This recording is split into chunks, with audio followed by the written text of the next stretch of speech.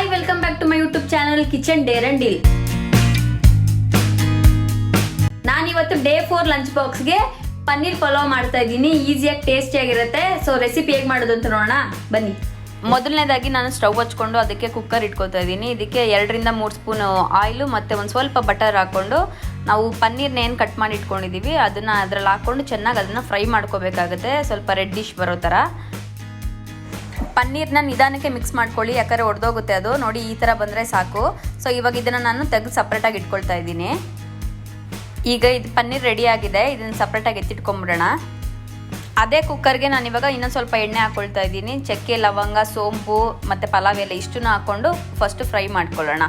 ಇದಕ್ಕೆ ಚೆನ್ನಾಗಿ ಫ್ರೈ ಆದಮೇಲೆ 1 ರಿಂದ 2 ಸಣ್ಣಗೆ ಹೆಚ್ಚಿರುವಂಥ ಈರುಳ್ಳಿನ ಹಾಕೋತಾ ಇದ್ದೀನಿ. ಅದನ್ನು ಚೆನ್ನಾಗಿ ಫ್ರೈ ಆಗಲಿ.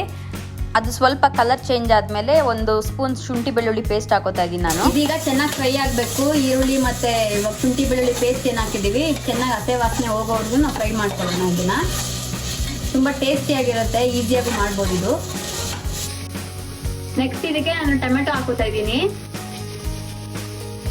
1-2 ಟೊಮೆಟೊ ಹಾಕೊಂಡಿದ್ದೀನಿ ಇದಕ್ಕೆ. ಇದನ್ನು ಚೆನ್ನಾಗಿ ಫ್ರೈ ಮಾಡ್ಕೊಂಬೋಣ. ಈರುಳ್ಳಿ ಟೊಮೆಟೊ ಬೇಯೋದಕ್ಕೆ ಒಂದು ಸ್ವಲ್ಪ ಉಪ್ಪು ಹಾಕೋತಾ ಇದ್ದೀನಿ. ಈ ಟೈಮಲ್ಲಿ ಒಂದು ಸ್ವಲ್ಪ ಉಪ್ಪು ಹಾಕೊಳ್ಳೋಣ, ಯಾಕಂದ್ರೆ ಚೆನ್ನಾಗಿ ಬೇಯುತ್ತೆ ಈರುಳ್ಳಿ ಟೊಮೆಟೊ. ಖಾರಕ್ಕೆ ಸ್ವಲ್ಪ ಹಸಿಮೆಣಸಿನ್ಕಾಯಿ ತಗೊಂಡಿದ್ದೀನಿ. ಸ್ವಲ್ಪ ರೆಡ್ ಆಗಿದೆ, ನೀವು ಹಸಿಮೆಣಸಿನ್ಕಾಯಿ ಹಾಕೊಳ್ಳಿ. ಹಾಗೆ ಪುದೀನ ಮತ್ತೆ ಸ್ವಲ್ಪ ಕೊತ್ತಂಬರಿ ಸೊಪ್ಪನ್ನ ಕಟ್ ಮಾಡಿ ಇಟ್ಕೊಂಡಿದ್ದೀನಿ ಚಿಕ್ಕದಾಗಿ, ಅದನ್ನ ಹಾಕೋತಾ ಇದ್ದೀನಿ. ಇದಿಷ್ಟು ಚೆನ್ನಾಗಿ ಫ್ರೈ ಆಗಬೇಕು. ನೆಕ್ಸ್ಟ್ ನಾವು ಒಂಚೂರು ಸ್ಪೈಸಸ್ ಪೌಡರ್ನ ಆ್ಯಡ್ ಮಾಡ್ಕೊಂಡ್ಬಿಡೋಣ. ಇದಕ್ಕೆ ಸ್ವಲ್ಪ ಅರಿಶಿನ ಪುಡಿ ಹಾಕೊಂಡಿದ್ದೀನಿ, ಒಂದು ಸ್ವಲ್ಪ ಖಾರದ ಪುಡಿ ಹಾಕೋತಾ ಇದ್ದೀನಿ.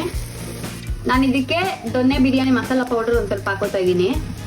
ಟೇಸ್ಟ್ ತುಂಬ ಚೆನ್ನಾಗಿರುತ್ತೆ. ಸ್ವಲ್ಪ ಗರಂ ಮಸಾಲ ಪೌಡರ್, ಅದಕ್ಕೆ ಕೈಯಲ್ಲಿ ಹಾಕೋಬೇಕು ಅನ್ನೋದು. ಪ್ಯಾಕೆಟಲ್ಲಿ ಹಾಕಿದ್ರೆ ಇದೇ ಥರ ಚೆಲ್ಲೋಗುತ್ತೆ, ನೀವು ನೋಡ್ಕೊಂಡು ಮಾಡ್ಕೊಳ್ಳಿ. ಸ್ವಲ್ಪ ಧನಿಯಾ ಪೌಡರು. ನಾನು ಇದಕ್ಕೆ 1.5 ಲೋಟ ಅಕ್ಕಿ ಏನಿದೆ ಆ ಮೆಜರ್ಮೆಂಟಲ್ಲಿ ನಾನು ಹಾಕಿದ್ದೀನಿ. ಸೊ ನೀವು ನೋಡಿಕೊಂಡು ಎಷ್ಟು ಹಾಕೊಳ್ತೀರೋ ಆ ಕ್ವಾಂಟಿಟಿಗೆ ತಕ್ಕಂತೆ ಹಾಕೋಬಹುದು. ಸೊ ಇವಾಗ ನಾನು ಹೇಳಿದ ಪ್ರೊಸೀಜರ್ನ ಫಾಲೋ ಮಾಡ್ಕೊಳ್ಳಿ ಅಷ್ಟೇ. ಓಕೆ, ಇದು ಚೆನ್ನಾಗಿ ಫ್ರೈ ಆಗಿದೆ ಎಲ್ಲ ಮಸಾಲೆ ಎಲ್ಲ. ಈ ಸ್ಟೇಜಲ್ಲಿ ನಾನು ಅಕ್ಕಿ ಏನಿದೆ ತೊಳೆದಿಟ್ಕೊಂಡಿದ್ದೀನಿ 1.5 ಲೋಟ, ಅದನ್ನ ಹಾಕೋತಾ ಇದ್ದೀನಿ.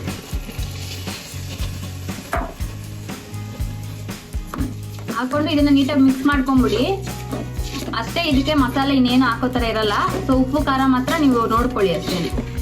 ಈ ಸ್ಟೇಜಲ್ಲಿ ನಾನು ತೆಂಗಿನಕಾಯಿ ಹಾಲು ತಗೊಂಡಿದ್ದೀನಿ. ನೀವು ಮನೆಯಲ್ಲಿ ಬೇಕಾದ್ರೆ ಇದು ಮಾಡ್ಬಿಟ್ಟು ಹಾಕೋಬೋದು, ಇಲ್ಲಾಂದ್ರೆ ನಾನು ಆ್ಯಕ್ಚುಲಿ ಇದು ಸ್ಟೋರಲ್ಲಿ ತಗೊಂಡೆ, ಅದನ್ನೇ ಹಾಕೋತಾ ಇದ್ದೀನಿ. ಸ್ವಲ್ಪ ಟೇಸ್ಟ್ ತುಂಬ ಚೆನ್ನಾಗಿ ಬರುತ್ತೆ.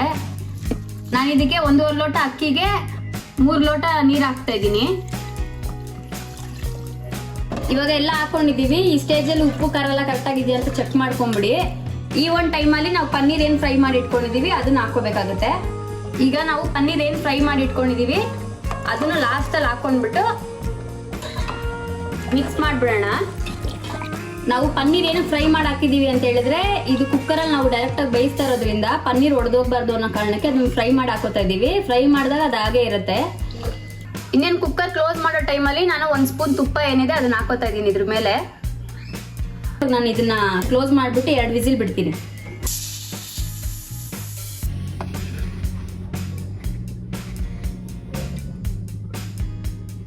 ನಾನು ಮಾಡಿದಂಥ ಪನ್ನೀರ್ ಪಲಾವ್ ರೆಡಿ ಆಗಿದೆ. ಈಸಿ ಅಂಡ್ ಟೇಸ್ಟಿಯಾಗಿ ಸೂಪರ್ ಆಗಿರೋಂಥ ರೆಸಿಪಿ. ತುಂಬ ಸಖತ್ತಾಗಿರುತ್ತೆ, ಈಸಿಯಾಗಿ ಮಾಡ್ಕೋಬಹುದು.